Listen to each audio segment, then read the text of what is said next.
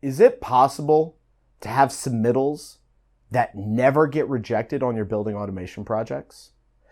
Hi, my name is Phil Zito. I'm the founder and CEO of Building Automation Monthly, where we utilize skills assessments and customized online training to help businesses to develop their new and existing building automation employees so that they can reduce time to revenue and they can increase profitability per employee.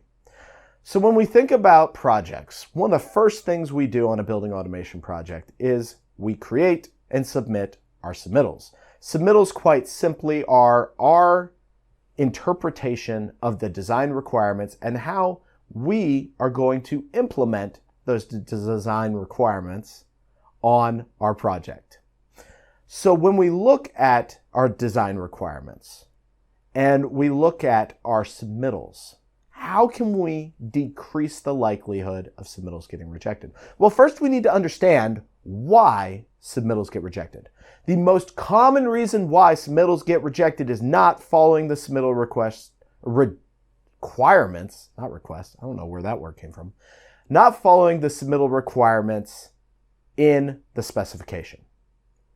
The number two reason why is not going and spending time to do proper takeoff prior to creating the design documents. And the number three reason why we get our submittals rejected is not effectively using the RFI RFC process. So let's talk about that, right? So you've got this submittal package, you need to submit it, you have requirements in the specifications, and you have both technical requirements and you have delivery requirements. I can't think of a better word for it, but basically it's what kind of papers it got to be on, who's it got to go to, how many copies, etc., etc. You should never get a submittal rejection for not following the specification requirements. If something's not clear, use the RFI RFC process, but it usually is pretty clear in the specs. So follow the specs, make sure your submittals adhere to the specs, even if you disagree. Don't get all holier than thou on it. And eliminate the biggest cause of rejections on projects right off the bat.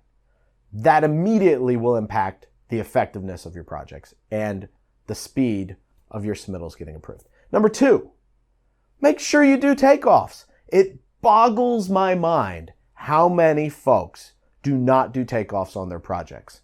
They just trust that the scope letter is accurate. They trust that nothing has changed in an addendum, everything's perfect, and they go with it. And they start designing right off that.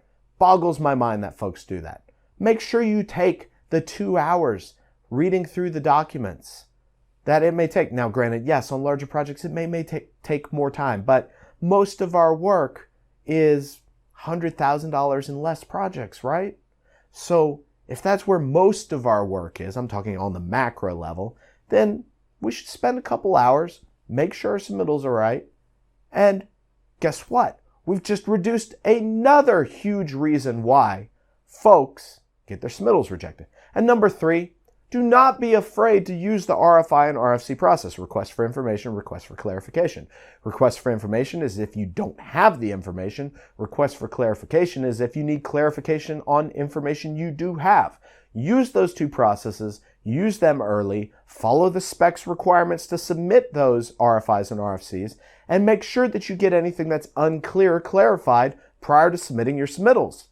You do those three things, my friends, I promise you that you will see a substantial improvement in the approval rate of your project submittals.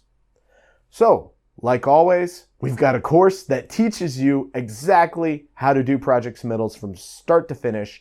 You'll start off with a spec, you'll start off with some plans and a scope letter, and you will create a full-blown submittal package, handle RFIs and RFCs, and look at advanced topics like IP control design, like retrofit design, designing without documentation, and building designs to scale.